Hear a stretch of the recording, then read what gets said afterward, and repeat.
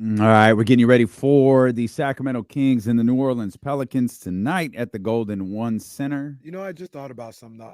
I never did get the full rating on my Mike Brown out of 1 out of 10. Is it up there? Is it up there, or is it more like a Stone Cold? Because we could bring Mike Brown Stone in Cold's every day. about it. No, we don't need to do that. Your Stone Cold's about a 3. Mike Brown might have not worked, bro. And I got you back. No, you gotta. I think the thing with Mike, is I got your back. You gotta slow down, like especially if you're doing post game, Mike. You gotta slow down a little bit. Matt, what do you think? Really, I just want to say, you do know that this sounds like Draymond Green, right? You know that everything can be traced back to the Draymond Green impersonation. This is zero. This is zero. It's got to go back to the drawing board. You got to work on that one some more. Yeah, not even close. Not even close. Send that one back to the performance on center. Yeah. You also have to clear your throat at least once an answer too. Mike is notorious. You have to make it clear you got your ass kicked, including me. That's what you got to start with. It starts with me. Or you say we played our butt off. When they lose, they got their ass kicked. When they win, they played their butt off. Just got to keep playing the right way. No, that's not it, bro. It's Draymond doing a Mike Brown impersonation. I can't with you, man. Matt George with us. Matt, it's been a vibe check all day long. What's your vibe headed into tonight's game against the Pelicans? I got to be honest with you. First off, I thought we were going to talk WrestleMania. That's what I'm here for. Second off, hey, don't threaten me with a good time. Well, that's all I care about, because I was hoping and praying that for the first time in a month I would have good vibes coming into D'Lo and KC, and I don't, man. It's like I've been a month straight of visits on this show where I've been pissed off about something, whether it was the Oakland A's or the way the Sacramento Kings are playing. I'm not like eternal optimist Matt George over here. I'm not vibing with this team right now. I don't like the way they're playing. And I'm there's definitely alarm bells going off, but my mindset of how to approach these final 3 games has changed pretty dramatically from, hey, try and make a push for the 6th seed, which is still mathematically possible, or hey, maybe make a run for the 7, to, man, just hold on to the 8. Don't fall to 9, because the difference between 8 and 9 is catastrophically bad. So genuinely, it's almost playing defense. Get 2 out of these 3 games, and that might be enough to move you up to 7, but get 2 out of these 3 games just to keep the Warriors and Lakers away from you. That's kind of where I'm at this point. And really, that's to lay out the scenario that will keep you in 7-8. If you just go 2-1, yeah, you're in. It'll keep you out of 9 and 10. And what I believe, I'll leave this to myself. I won't put nobody else in this. What I believe is get one of these next 2. I believe they're going to handle the Blazers on the last game of the season. You've got to find a way to get at least one of these next 2. So that inlines the question, though. Does one matter? Because I don't think the Kings are in a position to where it's not like last year when we're sitting in the 3rd seed and we're looking at, okay, who do we want the Kings to match up with in the first round? Now it's like, hey, just get there. But it's crazy that I would think that I would rather the Kings play a team in a single elimination game with Beal, Booker, and Durant on their team over the New Orleans Pelicans. But I mean, if you want to win a game, to me, I guess it's the Suns game, to bring the Suns down into that 7 spot as much as possible, or try and leapfrog them and you get 7 and they get 8 and you have the tiebreaker over them. I don't know. Tonight will tell a lot too, because as we know, the first 4 games against New Orleans have not gone well. But I also think a big problem in those first 4 games was physicality, and the Kings were out-muscled. They were not playing with the physicality then that they're playing with right now. So I know Brandon Ingram's not playing, and that's a bit of an outlier too, but I'm really interested to see how the Kings look against New Orleans, if it truly is a matchup nightmare, or is it just, hey, New Orleans played them physical early, the Kings weren't ready for physicality. Now physicality has been their identity over the last month. What do you think? Is it physicality that's such that creates such a mismatch? I'll get this talking thing down at some point, guys. I promise. You got it. Is it physicality that creates such a mismatch with the New Orleans Pelicans? I think it's physicality via like length and athleticism. It's physicality on the perimeter defensively, and then it's what I mean, the Pelicans are going to do tonight what every single team who plays the Sacramento Kings is going to do until they prove they can beat it, which is muddy the paint. Like I've said this on social media, said this on Locked On Kings. The blueprint of how to beat Sacramento is everywhere for the world to see, and it's crystal clear. You pack the paint, you muddy the paint, you force them to beat you on the perimeter. If they do that, great. Maybe they can do that on a one-night basis. I don't think they're going to be able to do that 4 times in a playoff series. So the way you beat Sacramento is perfectly clear. And New Orleans is one of the teams that originally figured that out, but they were able to do so because they have these lengthy, athletic, versatile defenders who can switch and can rotate, and they're hard to create mismatches for. Compared to like the Rockets, for example, I think the Rockets and the Knicks to some extent just out-physicaled Sacramento without the mismatch. I think there could be the worst of both worlds, the physicality and the athleticism and length mismatch that New Orleans has, that Sacramento just has not had an answer for because they don't have the size to answer it. Like, I love the way that the Kings are playing with their 3-guard lineups right now. And again, I know Brandon Ingram's not playing, so maybe this game won't be accurate to how a play-in game or playoff series between these two teams would go. But as great as Davion Mitchell has been looking as of late and Keon Ellis has been playing as of late, I still worry about how you deal with the overall length of New Orleans, because it's Keegan Murray, it's Harrison Barnes, and then it's Sasha Vezenkov. Like, that Sacramento just doesn't have the bodies to be able to play that way.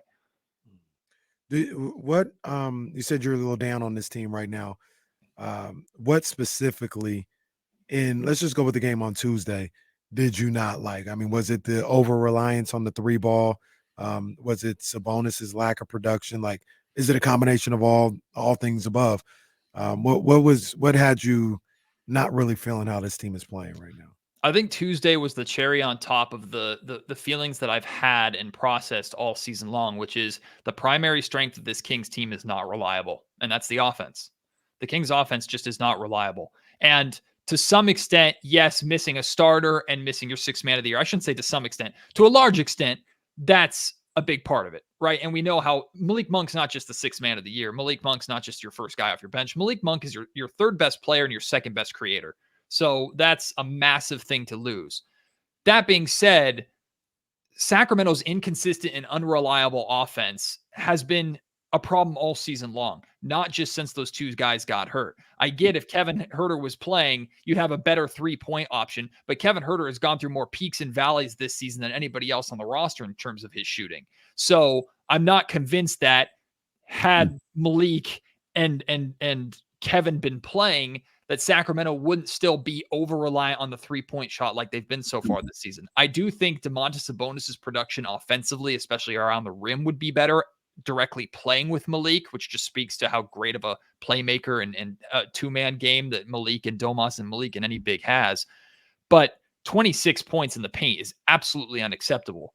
58 3-point attempts is absolutely unacceptable. And once again, you had a bad defensive quarter. You gave up, 39 points in the 3rd quarter, right? That's a bad defensive quarter. That's not the reason you lost the game. You lost the game because you scored 41 points in the 2nd half. You scored 18 points in the 4th quarter. Game was tied, multiple possessions down the stretch where you didn't even touch the paint and you chucked up 2 threes, one of them contested by De'Aaron, the other one early in the shot clock by De'Aaron. Sacramento's offensive execution is poor right now. They're over-reliant on the 3-point shot. They have no interior presence, which I put on Domantas Sabonis first and foremost, even as Captain Defenda Sabonis over here, the guy that'll step in front of Sabonis with everything. Sabonis has not been nearly good enough since Malik Monk has been down. The lack of interior presence, I think, is a game plan issue, but it starts with your all-NBA center not having any interior presence to begin with. So I think Sacramento's offense is fundamentally flawed right now, and that's supposed to be your biggest strength, to where your defense is playing well enough to win you basketball games, and you're struggling to score 110 points. This is the team that last season was scoring 120 in their sleep. I get Mike Brown is saying, hey, I don't want to be the team that has to rely on scoring 120 points a night to win anymore. And you know what? They're not, which is good. They can win a game that's 110 to 109. They can do that. But this Kings team, in a way, he's like handicapping himself or undermining himself, because you don't want to be reliant on 120 points to win, but you're completely reliant on your 3-point shot to consistently score. So I just think it's offensively, you're fundamentally flawed. Can you fix that with your current crop of players? Or is that just something like this is what it is because of what's available for them? I mean, I feel like the time for fixing is over, right? You're 3 games left in the season, then you're going into a single elimination or hopefully double an elimination play-in round if you secure a 7th or 8th spot. I think, D'Lo, I think you said it yesterday. The faith in this Kings team to win one game and get in, yeah.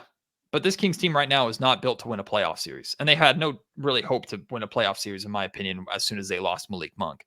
That being said, like, again, it's oversimplifying it. And I think Jesse pointed this out yesterday too. It's oversimplifying it to say you need just more from Domantas Sabonis, but that's where it's got to start. Like, you can't have these games where Domantas Sabonis is going 2 of 7. Like, I'd rather him go 2 of 14, but try and attack the basket and try and score and try and establish yourself inside, because defenses, again, are setting up to muddy the paint. They are game planning specifically to harass and bother Domas and not let the Kings get looks at the rim. But by only chucking threes, I think you're playing right into that. You're not forcing them to adjust. They're giving up these open looks, and thank God you had Keon Ellis, who is capable of hitting 8 threes. Keon Ellis should never be shooting 15 threes in a game, even if he is white hot. He should not. And the fact that you got 8 threes out of Keon Ellis and lost, not just that, you got 8 threes out of Keon Ellis and still scored only 105 points, and that included 7 threes out of De'Aaron Fox. You made 20 threes in a game, and you only scored 105 points. That's the problem. And I think it's oversimplifying it, but it starts with Domas. It starts with him going, okay, you're going to double and triple team me. I'm going to fight through it. Or for God's sake, someone cut, someone go back door, somebody do something to get you something around the rim so that you're not just working the ball around the perimeter and chucking it up, because exactly what happened on Tuesday, I think, is the blueprint. Maybe the Kings will be hot for a quarter. Maybe they'll be hot for a half.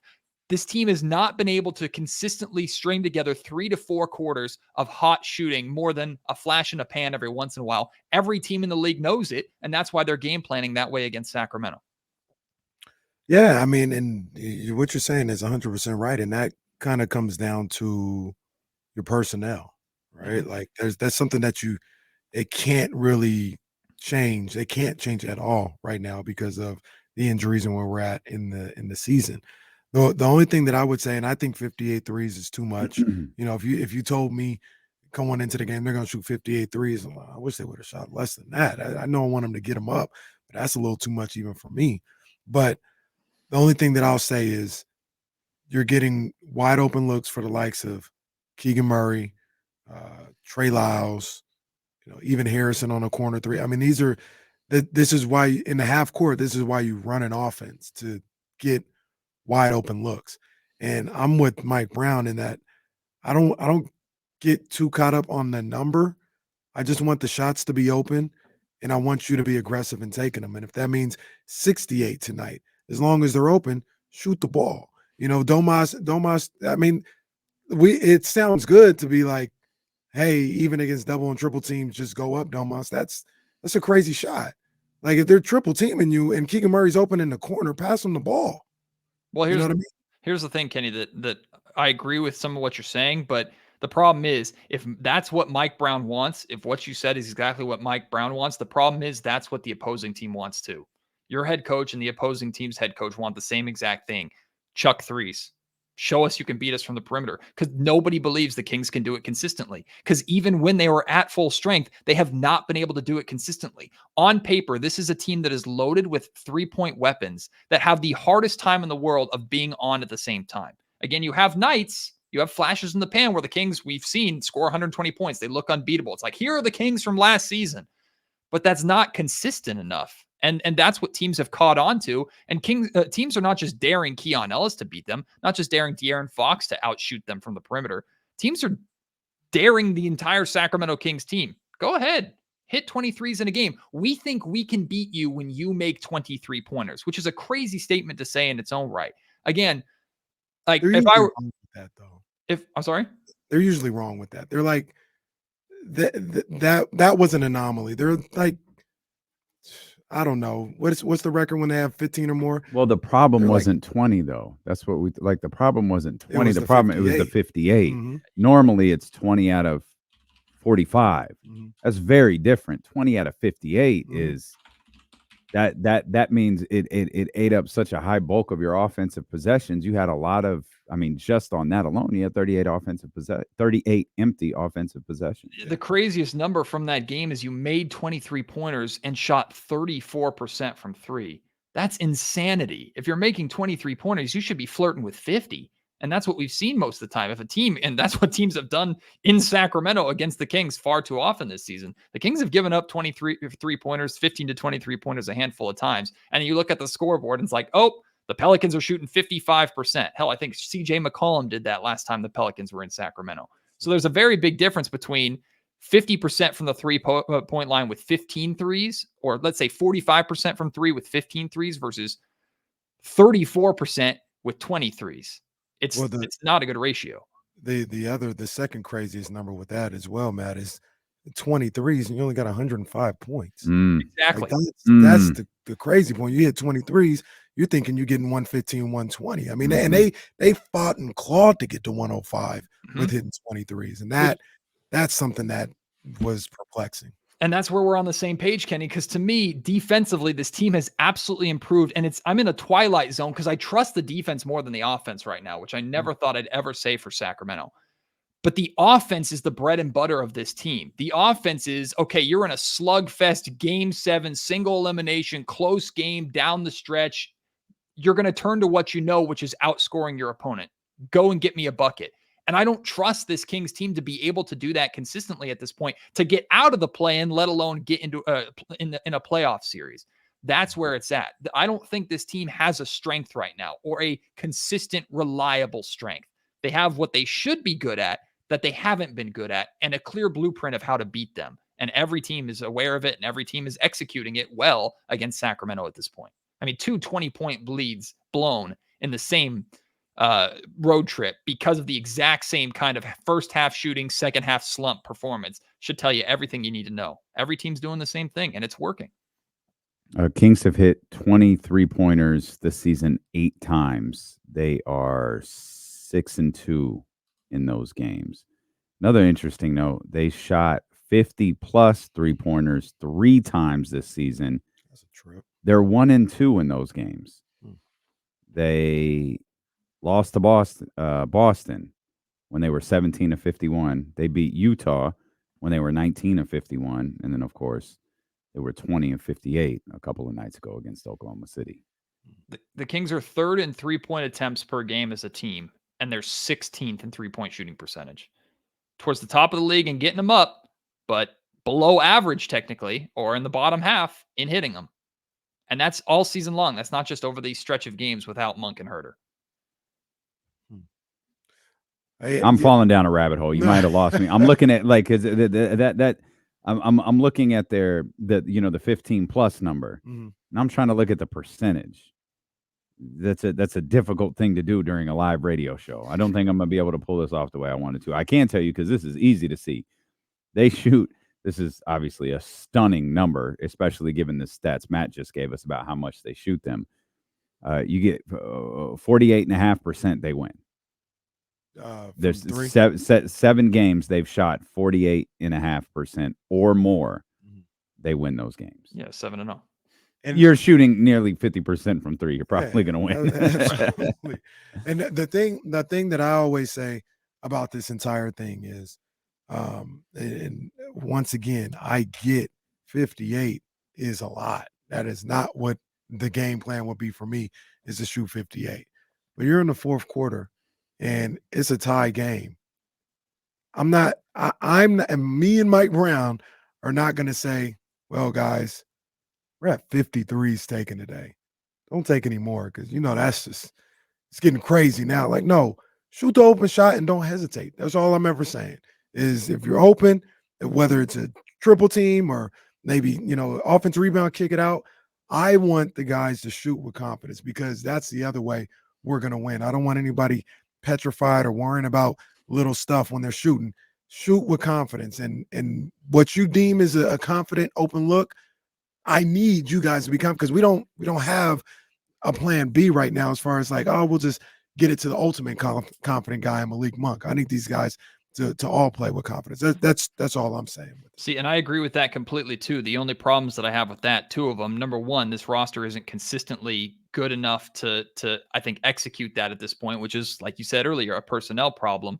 And number two is, at least specifically on Tuesday, they didn't take confident open looks down the stretch. They took early in the shot clock or contested 3-point look. Now, De'Aaron Fox had a phenomenal game, went toe-to-toe with Shai Gilgeous-Alexander, so I'm not trying to knock the night that he had, but De'Aaron Fox was not good down the stretch. The Kings weren't good down the stretch. They scored 18 points in the freaking fourth quarter. So, like, it's you can nitpick and point to different things. We could also talk about free throw shooting. We could talk about so many different things, or Shai Gilgeous-Alexander getting to the line 20 times. One of the reasons why that happens is because Shai leads the league in drives. He's number 1 in the league in drives. De'Aaron Fox is number 12. Shai Gilgeous-Alexander shoots over 40% of his shot attempts, period, from within 10 feet. De'Aaron Fox is down to like 34, 35%. So I'm not saying that if Fox went in amongst the trees down there that he'd get as many calls as Shai, because we know that's not going to happen, because we know Shai likes to throw his head back and he gets the star treatment that for some reason De'Aaron Fox just does not get, and I don't understand why. But he Shai hasn't also been anointed by the media, Matt. That's why. Yeah. You have to be anointed by Brian Windhurst in order to get the foul call. And we all know how much Brian hates Steve. And he has to fall. Yeah. Yeah. So you brought up a couple of, I'm sorry, Matt. Continue. No, that's it. I'm good. You brought up a couple of things there. You mentioned free throw shooting. You mentioned 3-point defense. Matt, what month is this? April. Like, I mean, aren't we talking about? Didn't we have this conversation at Christmas? It's the same team. And then at Valentine's Day, it's the same thing all season. The issues that have plagued the Kings are plaguing the Kings. Huh? This team has shown exactly who they are all season long, and the problem is everybody has caught on. And the same way that we see Mike Brown getting criticism or the Kings struggling with halftime adjustments is the same way we've seen them struggling with second half of the season adjustments. The biggest change for Sacramento this season has been defense on the defensive end, especially over the last month and some change. Let's say since the All-Star break. A lot of people credit that to or point to how games are being officiated and more physicality is being allowed in the second half of the season for why Sacramento is having success. I think that shortchanges the Kings a little bit too, because like I just said, Shai Gilgeous-Alexander got to the line 20 times. The other night, Luka Doncic got to the line more than the entire Sacramento Kings team, with them playing a good physical brand of defense. So I'm not fully buying into, the refs are just letting the Kings play a little more. I think the Kings have bought into playing a physical, aggressive style of defense. And on top of that, I think they're willing to give their effort and give their all. I'm not questioning effort one bit with this team. I'm questioning game plan, and I'm questioning execution of that game plan. Defensively, the game plan is working. The effort is there. Offensively, the effort is there. The game plan is lacking. And that has this team in a really, really tough spot. I think Matt speaks more for like the people in the chat more than I do. It seems like people are disgusted with this team. That's what it sounds like. And that's I don't see them that way. I see them as a team that gonna finish around 12, 13 games over 500. The West is played everything that Hollinger said. The West has played better. These teams have stepped up in the Western Conference. And the Kings left some games out there, probably 4 games out there, which would have had them in a better record. But I don't know. I don't have the same. I think the feeling about this team. I think the emotional reaction to games where you lead by 20 and lose is a little different than a game that you stand in the middle of the ring and have a heavyweight fight with and you lose at the end, or a game that you just get blown out from. Shoot, we've experienced those. Like I think the fact I think part of the feeling is, it's postseason time. Like it's very literally the postseason right now. To lose 2 20-point leads in the span of like 4 or 5 days and feeling like, man, how much different would things be if we didn't lose that lead? All right, got bailed out. Phoenix lost. Move on to the next one, and then like 2 games later, you do it again. It's a different. It's not just the loss; it's the way the loss looked. And I think that's what got people in a little of a frustrated. But I also say that you also have to have context. No disrespect to the man, but they're like, Kobe Jones, save us. Like that's tough. Kobe Jones played good against the Nets. Let's put him back out there against the Thunder. This guy was in the G League playoffs 2 weeks ago. I don't disagree with that whatsoever, but I'll try to give the other perspective as well. You built a 20-point lead. You were doing something. Mm-hmm. Davion was doing something. De'Aaron somebody was doing something, and then it stopped. Also, here's my counter to that too. I don't know. I'm just speaking. I'm just guessing. I have no idea. I'm just telling you how I feel. Go ahead. Sorry. My counter to that too is, yeah, you're in a position where you're saying Colby Jones save us because you didn't do anything to upgrade your roster and try and add some contingency plans. Meanwhile, you have the Dallas Mavericks, who are arguably the hottest team in basketball, who beat you, stole your spot, and have now blazed past you because they're a completely different team since the moves they made at the trade deadline. Now, it's easy to say from my position because I'm not in the war room with Monty and I'm not on the phone with him. I don't know what he had available to him versus what Dallas had available to him. But now you have a track record with Monty, who I am a full supporter of. Trade deadline last year didn't do anything. I was okay with it at the time. Offseason, didn't do anything. Ran it back. I understood it at the time. I actually supported it at the time. It hasn't really worked. Trade deadline again. You sat on your hands while other teams got better around you. And now those are the teams that you are directly competing with. And all of them have passed you at this point in time, with the exception of maybe Phoenix. So you've put yourself in this position. And I think that's where my frustration comes from is, first off, and I said this a million times, I am in a position, as are many Sacramento Kings fans, where this is the first year after the Kings have been good, and we have no idea what to expect. We have no clue.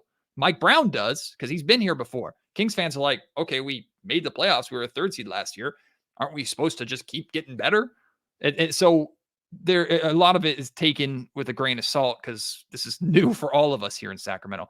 But at the same time, it's like my frustration with this is it feels like a lost year, or it feels like a wasted year, unless you do something this offseason, which to me, if I'm wrapping this season up in a bow at this point to salvage it, what it has to be is this was the year where, for lack of a better term, you separated the boys from the men. This is the year where you're like, I know my guys. I know who's in. I know who I can win a championship with, and I know who I'm not. And I think we've seen that group separate themselves. Now that message has been sent from Mike Brown to Monty McNair in this front office of, y'all know we need Monk back. Y'all know Fox, Sabonis, Keegan. We got this group here. We have other guys that could be fringe, like a Keon or a Davion. We got Kevin, we got Harrison, we got guys on the other side. So this season to me is about, okay, you had that great year. You ran it back. You saw your weaknesses that go beyond just health, right? It wasn't just that you got injured this season as to why you're in this position. You have not played your best basketball more than a handful of times over the course of this year. You've improved in areas you've wanted to improve. You've regressed in significant areas that even the general manager brought up in his post-trade deadline press conference on the offense. So to me, it's this year was about finding out what's real and what isn't about that fun, light the beam year that we had last year. Now, how do you build upon it? So the final grade for this season probably isn't going to be released or put out or set in stone until what happens this offseason. But if Monty doesn't do that, if the Kings don't take what they learned from this year and build upon it and make moves this offseason, it's hard to not feel like this was a wasted year in some ways. That was a lot. Sorry. I think I disagree with well, you know what, Matt? Tell us about WrestleMania. I want you to go into tonight's game feeling good, and I know wrestling will make you happy, Matt. How happy were you this weekend, or how upset were you? Kenny was crying because the tribal chief era is over. He didn't want Cody to finish his story. He wanted a 2.5 kick out. Did you enjoy the weekend? I did. No, I thought Sunday night was fantastic. Just banger after banger after banger. I'm with Kenny though. I like Roman, and I'm not really a Cody believer. I mean, it was uber babyface versus uber heel, and the uber babyface won. You got your happy ending, and what I loved the execution of it. Didn't like the result. At but its I loved crux, that's what professional wrestling is. Yeah. Good versus evil, and on the biggest stage of them all, more times than not, good gets you over. Want to send 80,000 people home happy. Yeah. So to me, like I wanted Roman to keep going because I don't believe Cody is the one to beat Roman after all the people that Roman has beaten, but that's just me being a grumpy old man about it. But I thought the show was fantastic. I think the fact that they lean so heavily into the Paul Levesque Triple H era, I love, because they're really making it clear this is where we're going now. And then on your first real opportunity to prove it, you have not just the main event going the way that it does, you have all of these storylines being played out or created, or like you have payoff from 10 years of a Shield betrayal there's so many little things that are just like, this is where Triple H is different from he who shall not be named. Redacted. I will say this though, the best part of the entire weekend was Paul Heyman's Hall of Fame speech. It was very good. That Hall of Fame speech was fantastic. And I'm a massive Paul Heyman guy. So So one thing I saw about that I didn't realize is some people were really critical of that because it opened the show, and they showed a lot of people left after that. So these other Hall of Famers didn't get, I saw a video, a lot of empty seats after Heyman. And I would have probably booked it the same way of having Heyman start and have that energy, but I wouldn't have thought about like, oh, people are going to leave after this. I didn't like it either. I was actually really confused by it because I had no desire to see anything else except Paul Heyman. And then a notification came up with Paul with the ECW stuff on. I was like, this just started. He went first. They they ran a little bit of a angle with Rock stuff at the end. And so it was like, all right, Rock had to get his stupid ass title from Muhammad Ali's widow and then do the speech, for his grandmother. I thought it was weird that Paul opened to in Philadelphia. But I loved the speech and like everything. I'm once again, I didn't even think about that. Like when it happened, I was just like, yeah, this is great. And then when I saw the video, I did too. Guys afterwards, I was like, oh man, that's right. They probably would have left after that. So. Yeah, when Paul was done, I immediately went to Google and was like, who is this Hall of Fame class? Because I was like, I guess Paul's not the headliner. There must be a banger of a headline. And I thought, okay, maybe it was gonna be Bray Wyatt. And then they didn't do an homage to Bray until like WrestleMania. No, they did. They did. Mike Rotunda that's right. They did do it. I actually thought that was the sweetest part. Not the actual one. I think I love the fact that Bray's dad, Mike Rotunda, they wanted to do something for Bray and they were going to have a call to action to it, but the crowd was already doing it. And it was the thing with the lights. But my favorite part, I just found this so freaking charming, was Mike is breaking down. He's talking about his son, obviously. Barry's with him. He's known Barry Windham for 40 plus years. Bray's named after Barry. And, Barry sees Mike struggling and he's trying to help Mike find the flashlight on his phone. I just thought it was the sweetest thing because the Mike picks it up. He's like, come on, we'll do it. Yeah. We'll do it. And he's like, nope, down here in the corner. Press that button down there in the corner. It was just the sweetest, like, old man technology type thing where the old buddy is trying to help you navigate this new damn iPhone thing. And he gets the flashlight on and he holds it up for Bray and they darken the lights. I thought it was sweet, the interaction between those two, and obviously a great tribute to Bray Wyatt, who like, if you paid attention to the documentary and even some things over the weekend, was just so incredibly close with Triple H. Yeah, really. The other thing about that weekend, did you see the footage of Seth barely able to get in the ring for his Shield? Look like. No, I saw when he got. I didn't see him getting in. I saw him getting out. Yeah, he barely got in the ring. He could not move when he left on Sunday night. Like literally got up there, collected himself, got speared, and got out. That's probably why they did it the way that they did. Yeah. Like he gets in the ring, and I think Roman laid him out to protect Rock, and then as soon as he gets to his feet, Roman lays him out. Yeah, I wonder how long they said 4 weeks, but man, it didn't look like when they showed him walking to the back, he was in tough shape. He really gutted this program out to make it work. Sorry, Matt. No, I thought the CM Punk and Drew McIntyre everything that they're doing is working really, really well. Although I hope it doesn't take us too far away from the CM Punk Seth Rollins that they still have to put a bow on, because I know those two genuinely don't like each other. I did think it was a little weird having all of the biggest baby faces in the company come out and celebrate Cody at the end of beating Roman. I was like, okay, it was like, well, they didn't do that for Daniel Bryan, and Daniel. Bryan but they didn't, and that's the callback. That's right? the Roman part. That's Roman has been champion for 4 years. Daniel Bryan beat, was it Randy Orton and Batista? Randy Orton had been champion for a couple months. Like, there wasn't a lot of meaning behind it. Remember when Hogan beat Sting, or flip that, when Sting beat Hogan, the baby faces came out. Yeah. Remember when Brett beat Yokozuna at 10? All of the baby faces came out. I liked it. I thought it was okay. I thought it was also okay. a callback to that moment with Dusty when he won and everybody came out against Flair. Yeah, sure. Yeah. That feels forced, but okay. All right. I'm with Matt on this one. I'm not the biggest Cody guy. Yeah, you've been hating on Cody. You've been a Cody hater from jump. I still like my story of Jay winning. Well, Jay couldn't even have a good match at WrestleMania, so yeah, that was the worst match of the weekend. It was really disappointing. I thought your story was working. I thought they did I thought they set it up real nicely. Cody's the right one. Now the problem now is, like, you had to end that story the right way. Now the problem is you've got to make it matter for Cody. Yeah. What's next? You got to make it off TV. It's always it. You got it. It's like the Kings. Kings win tonight, man. That would be awesome. Cool. What's tomorrow?